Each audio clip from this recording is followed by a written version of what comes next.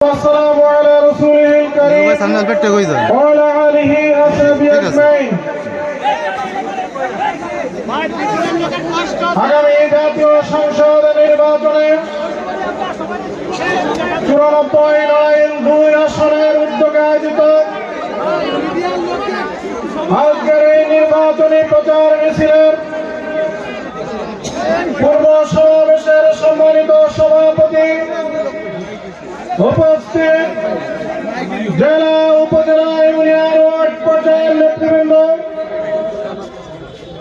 জাতির জাগ্রত বিবেক সাংবাদিক বন্ধুগণ, আইন শৃঙ্খলায় নিয়োজিত বিভিন্ন বাহিনীর সদস্য ভাইয়েরা, সংগ্রামী সাথী ও ভাই ও বন্ধুগণ, আজকে এখানে এই সমাবেশে আমরা যুক্ত হতে পেরে মহান রব্বুল আলামিনের দরবারে শুকরিয়া আদায় করছি।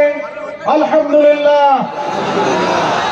সম্মানিত ভাইয়েরা আমার, আজকে এই পর্যায়ে আসতে আমাদের এক সাগর রক্ত পেরিয়ে এখানে উপস্থিত হতে হয়েছে। আমাদের এক সময় কোনো বাড়ি ঘর ঠিকানা ছিল না। আমরা এক সময় বনে বাজারে ধান খেতে, পাট খেতে আমাদের জীবনটাকে অতিবাহিত করতাম। আমাদের নেতৃবৃন্দকে হত্যা করা হয়েছে, আমাদের ভাইদেরকে আজ গুম করা হয়েছে, ক্রস ফায়ার দিয়ে হত্যা করা হয়েছে।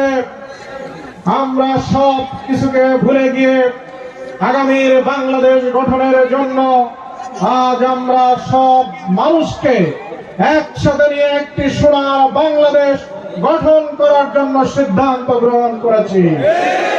সম্মানিত ভাইরা আমার, আজকে আমি এখানে দাঁড়িয়ে কথা বলছি, কথা বলা, বক্তব্য দিয়ে আজকে কোনো আমার সাবজেক্ট নয়। আজকে মিছিল শুরু হবে, মিছিলে আমরা যাব। আমি আপনাদেরকে বিনীতভাবে এটুকু বলতে চাই, আজ এই পর্যায়ে এসে দাঁড়িয়ে আমি আমার সকল রাজনৈতিক দলের বন্ধুদেরকে অনুরোধ করব যে আজকে আমি আমার আদর্শের কথা বলবো, আপনি আপনার আদর্শের কথা বলবেন। যার যার আদর্শের কথা বলার কারণে জনগণ যার যেটা গ্রহণ করবে সেইটাই তারা আগামী দিন তাদের মতামত প্রদান করবে।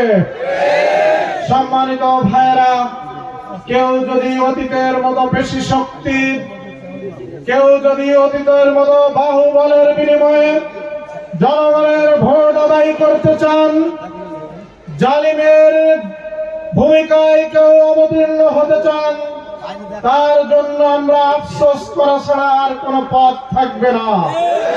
কারণ আজকে আল্লাহ রাব্বুল আলামিনের কথা, জালিমের জন্য এই দুনিয়ার জমিনকে ছোট্ট করে দেওয়া হয়। আমরা তার কিছু প্রমাণ এখন দেখছি। বিভিন্ন জায়গায় বিভিন্ন জন যেতে চায়, কিন্তু তাদের আজকেও আর নিতে চায় না।